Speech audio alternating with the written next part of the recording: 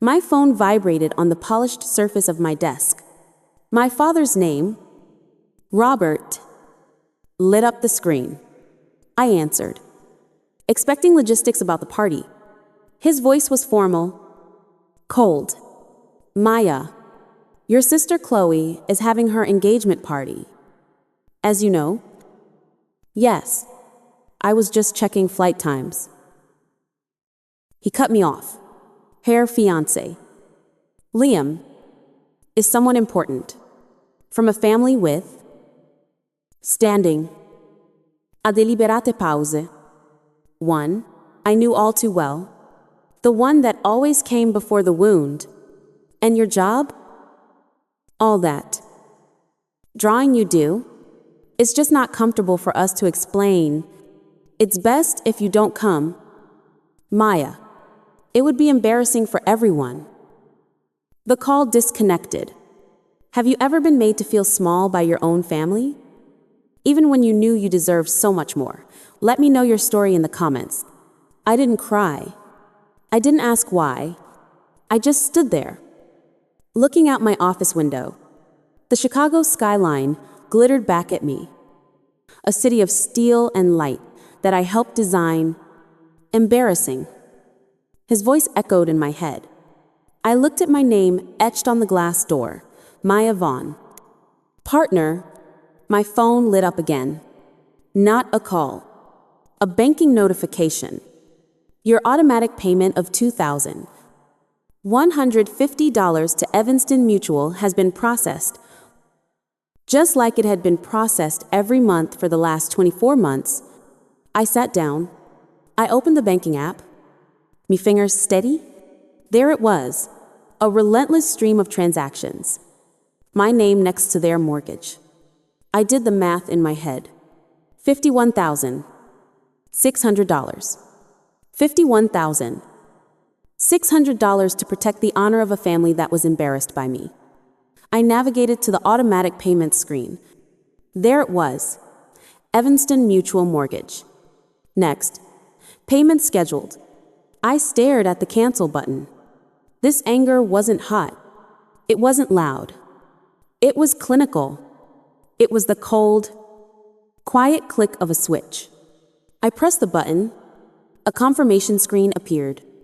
Are you sure you want to cancel this scheduled payment? I pressed confirm. It wasn't revenge. It was accounting. I thought back to the call I got 2 years ago. It wasn't from my father. Robert. He never called for things like this. It was my mother, Susan, and her voice was a masterpiece of practiced panic. Maya, honey, it's terrible, she'd whispered, as if the creditors were in the room with her. Your father, he made some bad investments. The bank. Maya, they're talking about the house. She paused, letting the word hang. The house? The symbol of their entire identity in Evanston. The physical proof that they were people of standing.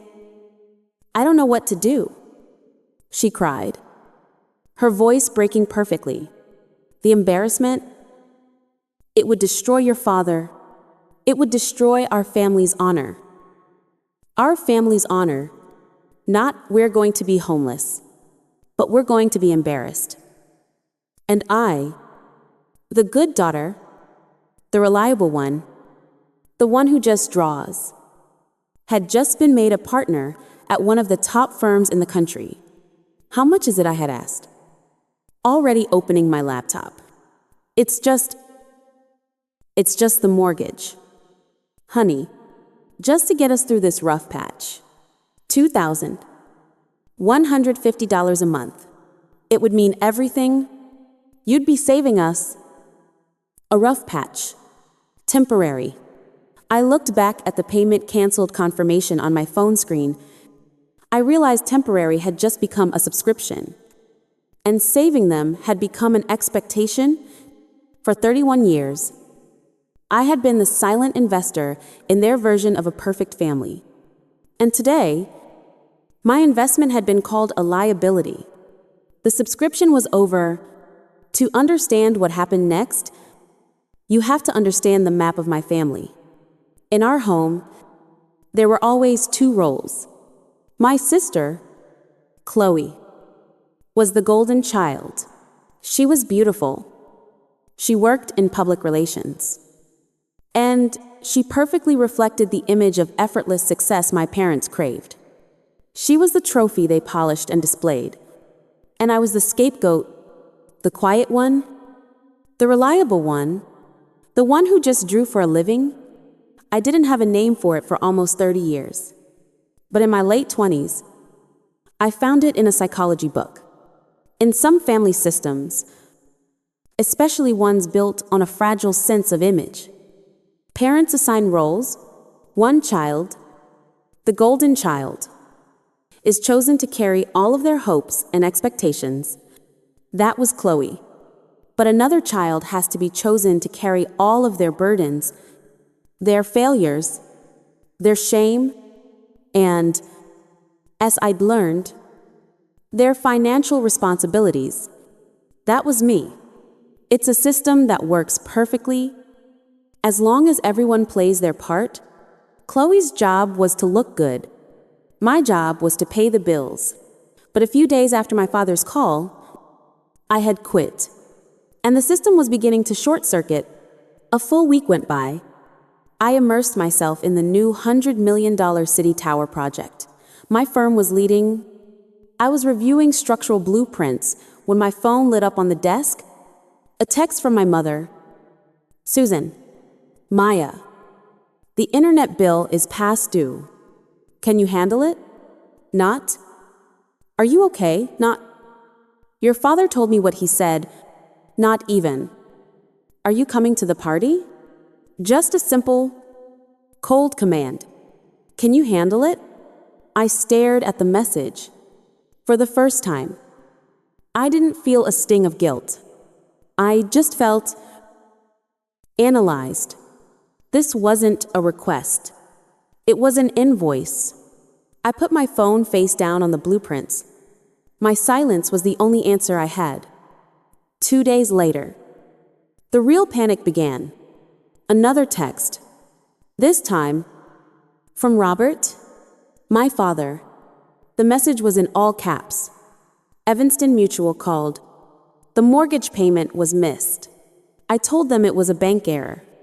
What is going on? Maya, call them and fix this.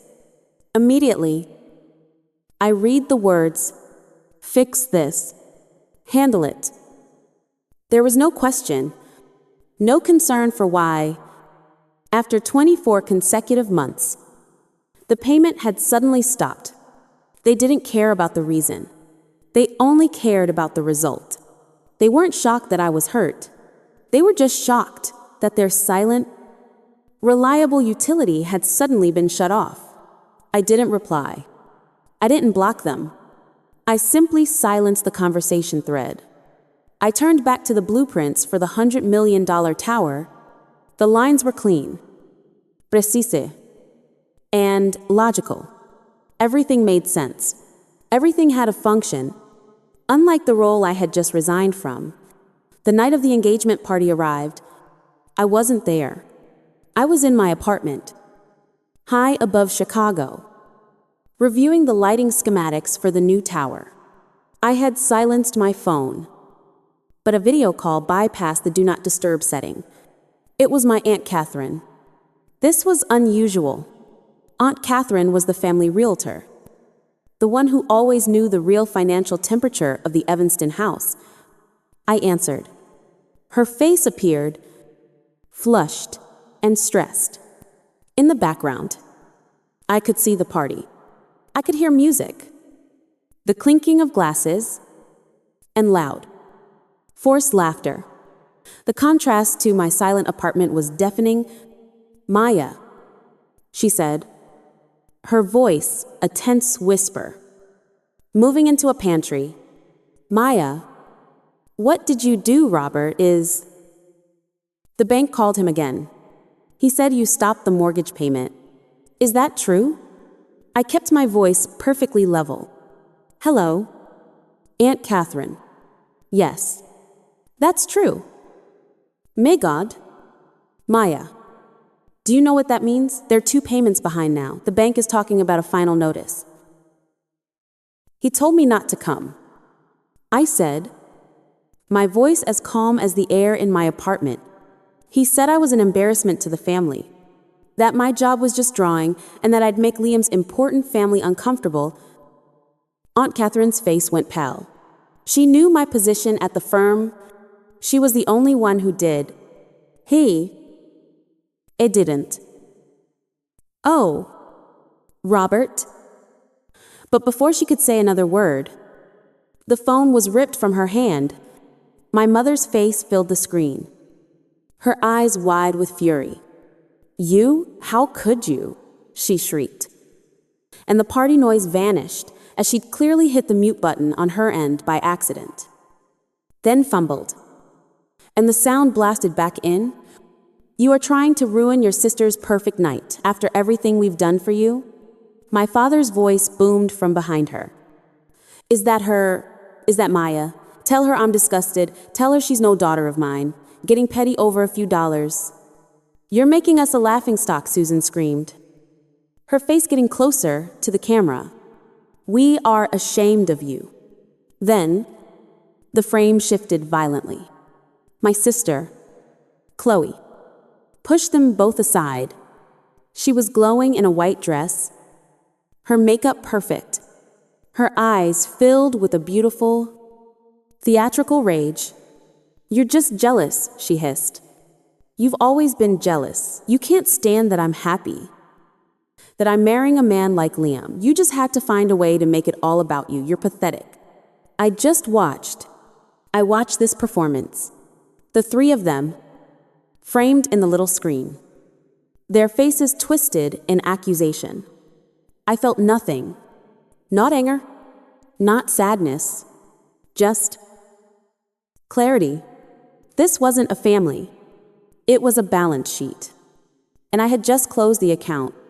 I was about to press the end call button. I was about to just hang up. But just as my finger moved, another face appeared in the background. A man, looking confused by the commotion, leaned in behind Chloe. He had a champagne flute in his hand. He was trying to see who she was yelling at. He froze. His eyes met mine through the screen. It was Liam. The room behind Aunt Catherine went absolutely silent.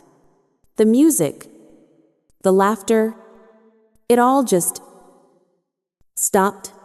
Chloe, Robert, and Susan, who had been screaming at me a second before, were now frozen, staring at Liam. Liam's face was pale.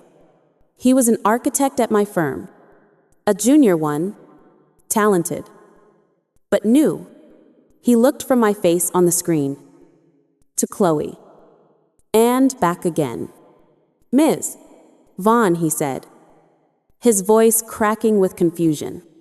What? What are you doing on this call?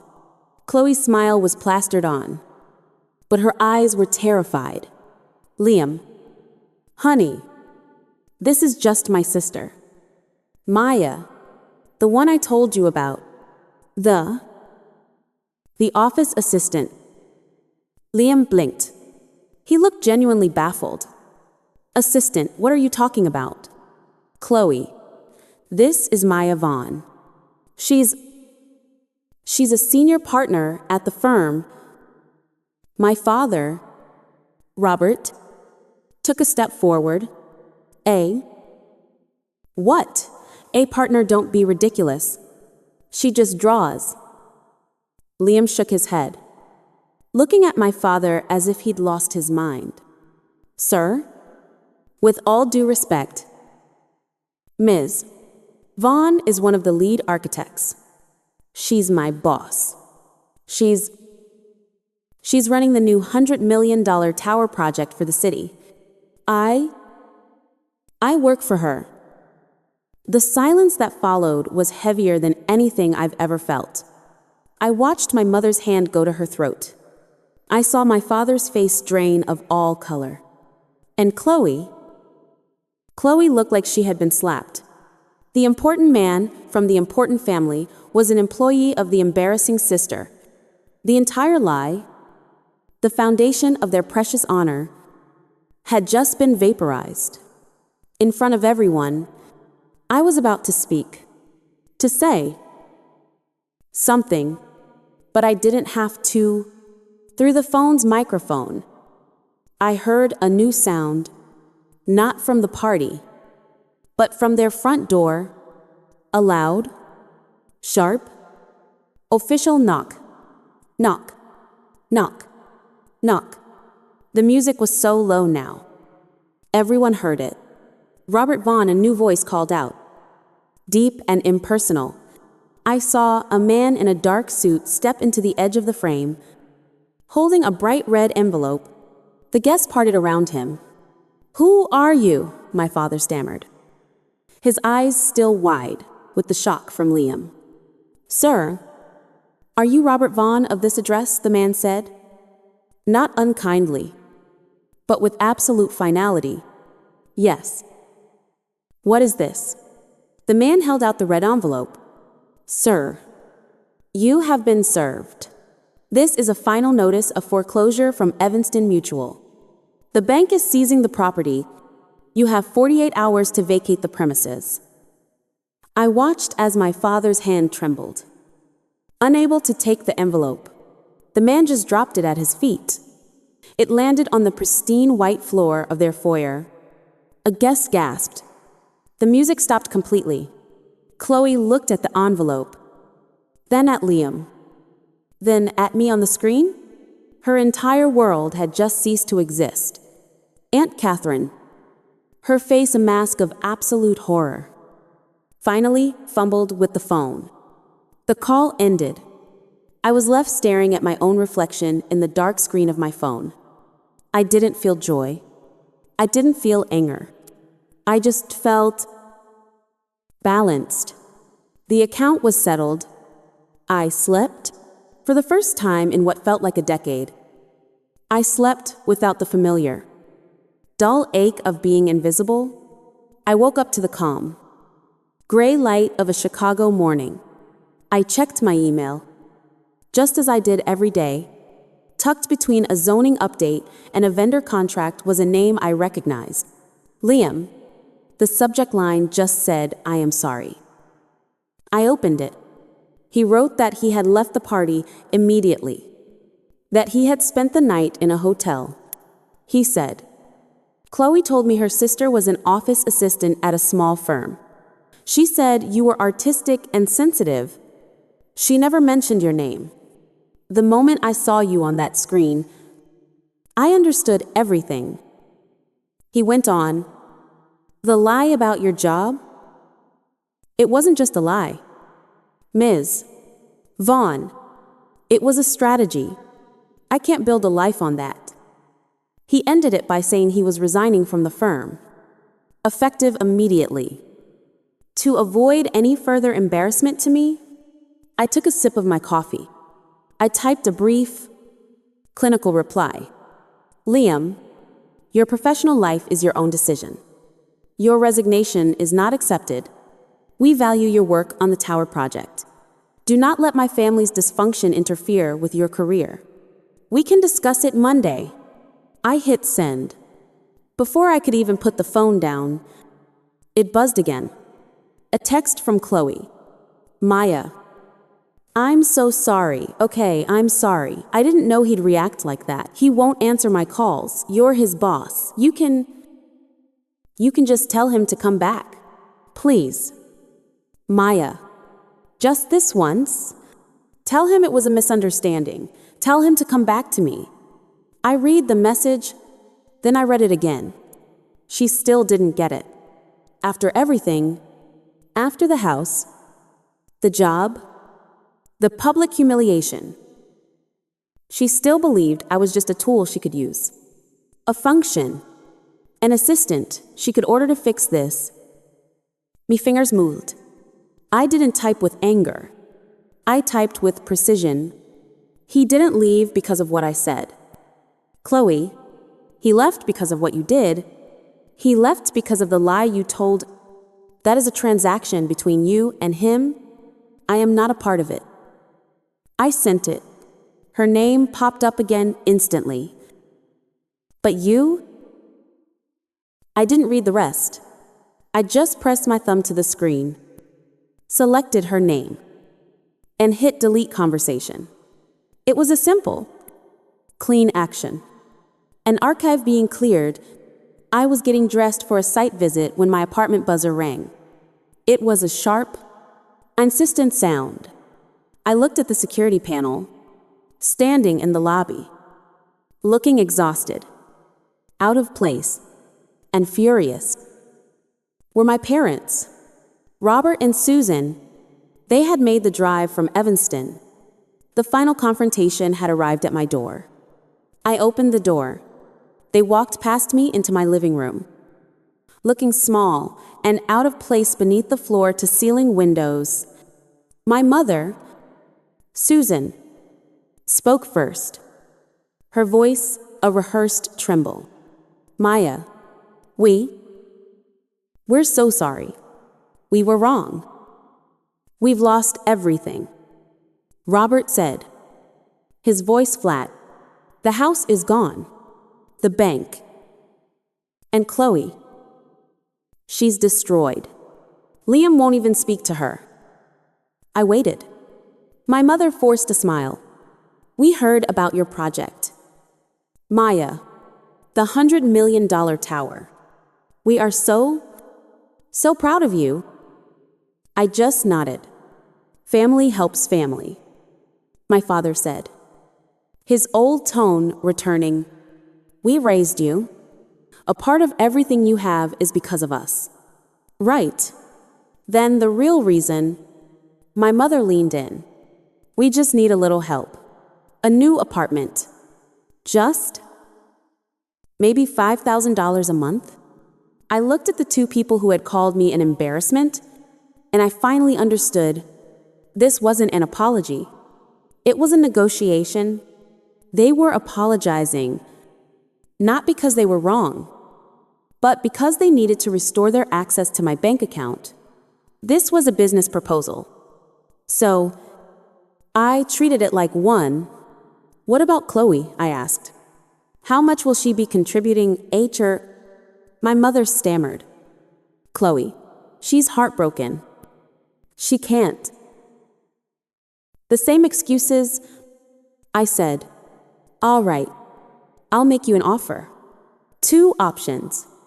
1, Chloe pays $5,000 a month, and I will match it, not 1 cent more. I held up my hand. 2, I will pay the full amount, but you will both sign a legal contract, drafted by my lawyer, acknowledging the $51,600 debt from the mortgage. The silence was absolute. My father's face turned dark red. A contract. You dare set conditions for your parents. You'd humiliate us with lawyers. I stood up slowly. The noise, just static. I think you both need to leave my house, I said, my voice low and final. Now, he stopped, mouth open. My mother saw the look on my face, the one they had never seen before, and grabbed his arm. They left. I closed the door, and for the first time, I locked it. It's been 2 years. I haven't seen them. Chloe texted once, asking for a job. I replied with a simple, no. I finished the tower. It won 2 major awards. I approved Liam's transfer to our London office, where he's thriving. I used to carry this aching need to be seen by them. I've realized now that the courage to cut off a toxic relationship isn't an act of cruelty. It is the highest form of self-preservation. It's the final acknowledgement that blood isn't a blank check for abuse. But I still have to ask, was I too cold? Was I wrong to demand a contract from the people who raised me? Or was that the only boundary left to finally save myself? Let me know what you think in the comments.